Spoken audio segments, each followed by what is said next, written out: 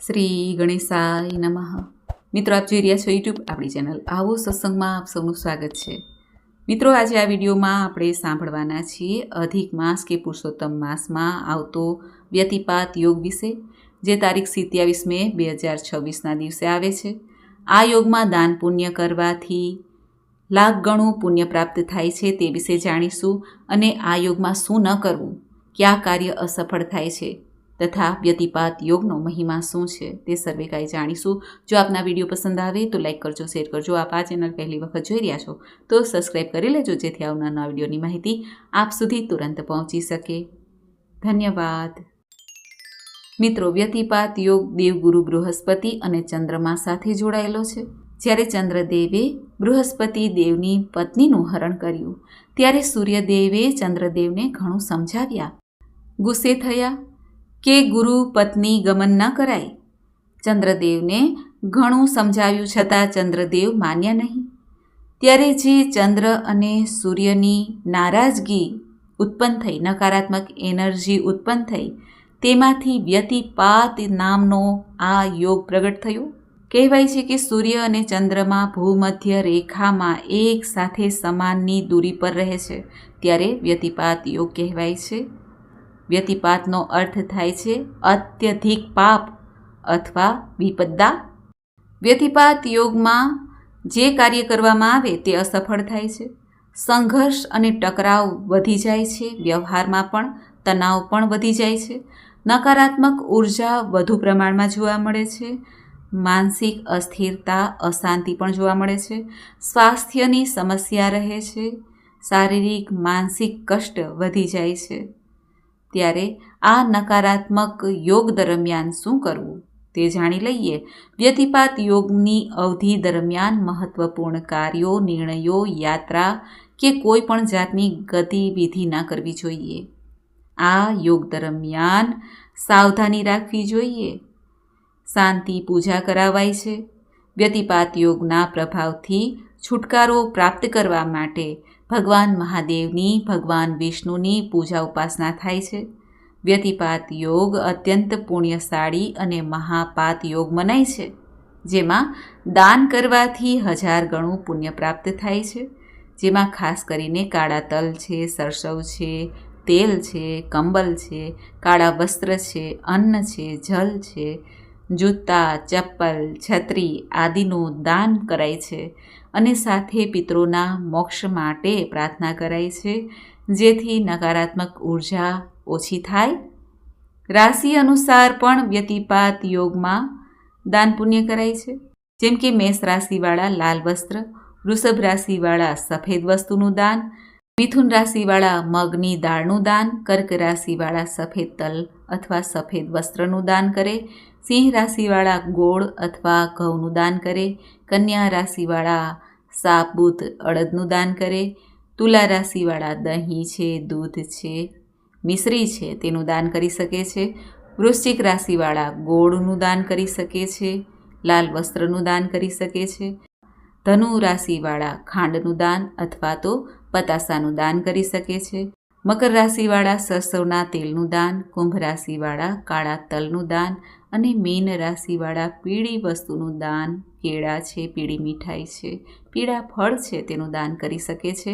પવિત્ર વસ્તુ જેવી કે જૂતા, ચપ્પલ, છત્રીનું દાન હર કોઈ કરી શકે છે. પિતૃ તર્પણ, પવિત્ર નદીમાં જઈને સ્નાન કરીને પિતરો માટે પિંડદાન અપાય છે, જેથી પિતૃદોષમાંથી મુક્તિ મળે છે. આ યોગ એવો છે કે જેમાં પિતૃ નિમિત્તે કંઈ પણ દાન કરવામાં આવે તો પિતૃ પ્રસન્ન થાય છે, મોક્ષ ફળ તેમને મળે છે અને આશીર્વાદ પિતૃ તર્પણ કરનારને પ્રાપ્ત થઈ જાય છે. 3 વર્ષે આવતો આ પુરુષોત્તમ માસમાં વ્યતિપાત યોગનું મહત્વ અલગ છે. આમ તો દર માસે વ્યતિપાત યોગ અને વૈધૃતિ યોગ આવે જ છે, પરંતુ 3 વર્ષે જે પુરુષોત્તમ માસ આવે છે તેનો મહિમા જ અલગ છે. વ્યતિપાત યોગમાં જન્મ લેનાર બાળકો ઉર્જાવાન, વિદ્રોહી સ્વભાવના જોવા મળે છે. તેમના જીવનમાં ઉતાર ચઢાવ પણ જોવા મળે છે. ત્યારે વ્યતિપાત યોગની શાંતિ કરાય છે યોગ્ય પંડિત દ્વારા.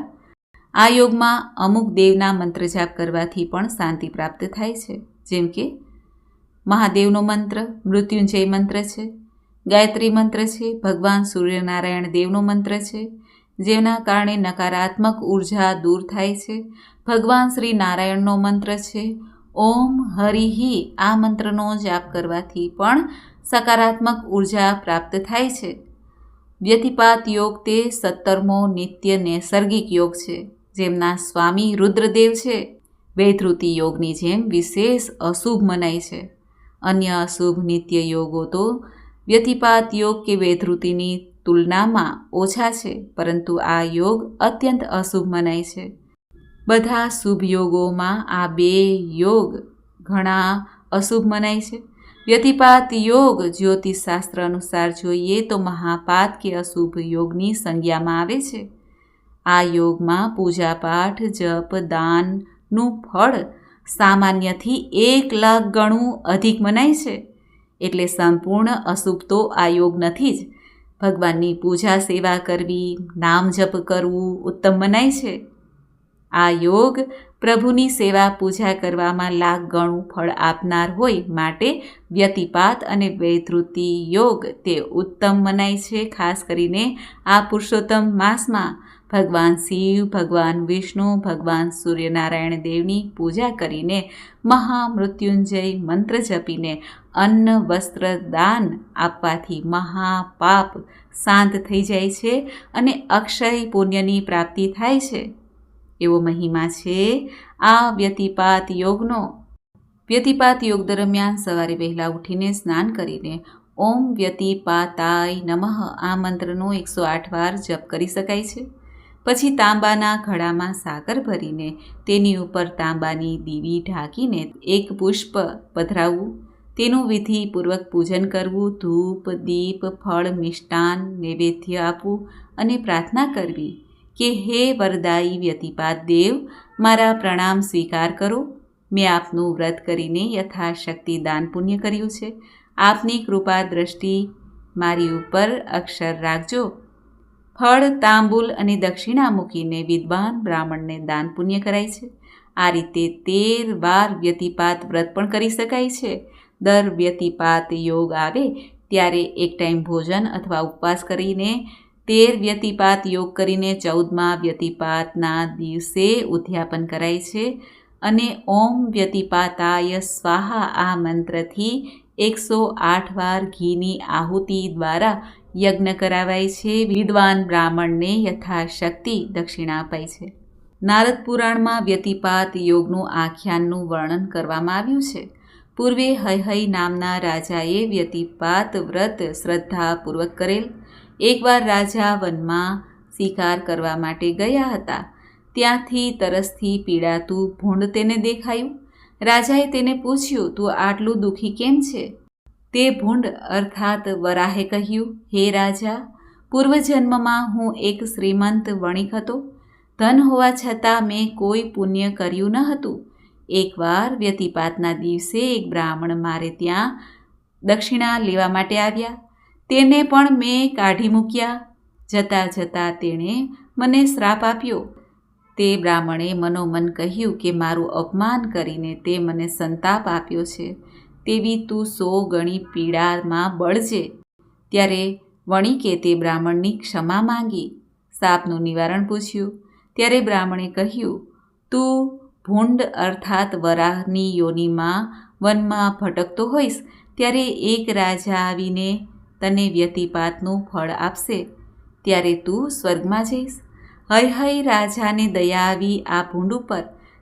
રાજાએ કરેલા વ્યતિપાત વ્રતનું ફળ આ ભૂંડને આપ્યું. તો ભૂંડ તત્કાળ દુઃખ અગ્નિમાંથી મુક્ત થઈને શરીર છોડીને સ્વર્ગમાં ગયો. આવો દિવ્ય મહિમા છે આ વ્યતિપાત વ્રતનો. આ વ્યતિપાત વ્રત કરીને પિતૃતર્પણ, શ્રાદ્ધ, પિંડદાન કરવાથી પિતરોને પણ મુક્તિ મળે છે અને 1 લાખ ગણું પુણ્ય તો પ્રાપ્ત થઈ જ જાય છે. મિત્રો, મને આશા છે કે આપને આ વિડીયો જરૂર પસંદ આવ્યો હશે. આજના શુભ દિવસે સવારે વહેલા ઉઠીને સ્નાનાદિથી પરવારીને શુદ્ધ વસ્ત્ર ધારણ કરીને ભગવાન સૂર્યનારાયણ દેવને અર્ઘ્ય અપાય છે અને ગાયત્રી મંત્રનો જપ કરી શકાય છે. ઓમ ભૂર્ભુવસ્વઃ તત્સવિતુર્વરેણ્યમ ભર્ગો દેવસ્ય ધીમહિ ધિયો યો નઃ પ્રચોદયાત. આ ઉપરાંત આ વ્યતિપાત યોગ તારીખ 27 મે 2026 વહેલી સવારે 3 વાગ્યા પછી આરંભ થાય છે, જે 28 મે 2026 વહેલી સવારે 3 વાગ્યા પછી પૂર્ણ થાય છે. એટલે આખો દિવસ 27 મે 2026ના દિવસે આ યોગ છે. માટે આ યોગનો લાભ અવશ્ય ઉઠાવવો. જે અશુભ ફળ આપનાર છે તે શુભ થઈ જાય છે. એટલા માટે ભગવાન મહાદેવની પૂજા ઉપાસના કરવી, રુદ્રદેવને ધૂપ દીપ નૈવેદ્ય ગંગાજલ કાચું દૂધ છે તથા મધ, કાળા તલ, સફેદ તલ, પુષ્પો દ્વારા બિલ્વપત્રથી પૂજા આરાધના કરવી, ભગવાન મહાદેવની સામે ક્ષમા પ્રાર્થના કરવી. સર્વે પાપ નષ્ટ થાય છે. પ્રભુની કૃપાથી આ લોકમાં ભુક્તિ અને અંતમાં મુક્તિની પ્રાપ્તિ થાય છે. અને પુરુષોત્તમ માસ તો છે જ. નિત્ય આપણે પુરુષોત્તમ માસની કથા વાર્તા સાંભળીએ છીએ, પૂજા ઉપાસના કરીએ છીએ, વિષ્ણુ સહસ્ત્ર નામ પાઠ છે, ગીતાજીનો પાઠ છે તે કરીએ છીએ, સાંભળીએ છીએ, જેનું પુણ્ય લાખ ગણું છે. આમ આ યોગ અશુભ હોવા છતાં શુભ ફળ આપનાર હોય માટે પુરુષોત્તમ ભગવાનની કૃપા પ્રાપ્ત કરવાનો આ શુભ દિવસ, શુભ અવસર, શુભ તિથિ છે. આ તિથિના દિવસે ભગવાન પુરુષોત્તમને આપણે વંદન કરી, પ્રાર્થના કરી અને પ્રભુને કહીએ કે હે નાથ, પરમ બ્રહ્મ પરમેશ્વર પુરુષોત્તમ પરમાનંદ, નંદનંદન જસોદાનંદ, શ્રી ગોવિંદ, શ્રી ગોવિંદ, પરબ્રહ્મ પરમેશ્વર પુરુષોત્તમ પરમાનંદ, દીનાનાથ દુઃખભંજન વત્સલ જગતવંદન, જગજીવન જગતનાથ, સ્તવ છું મુખ જોડી હાથ, શ્રી ગોવિંદ, શ્રી ગોવિંદ, શ્રી ગોવિંદ, શ્રી ગોવિંદ, મધુસૂદન મદન મોહન મુરલીધર સદા સોહન, મેઘશ્યામ મૂરત મંછો પાવન મધુ મુકુંદ, શ્રી ગોવિંદ, શ્રી ગોવિંદ, શ્રી ગોવિંદ, શ્રી ગોવિંદ. આ રીતે નામ જપતા જપતા પ્રભુને પ્રાર્થના કરીએ કે હે પ્રભુ, અમારી ઉપર કૃપા દ્રષ્ટિ બનાવી રાખજો. બોલો પુરુષોત્તમ ભગવાનની જય. મિત્રો, મને સાંભળવા માટે ધન્યવાદ. આપ સૌને મારા જય શ્રી કૃષ્ણ.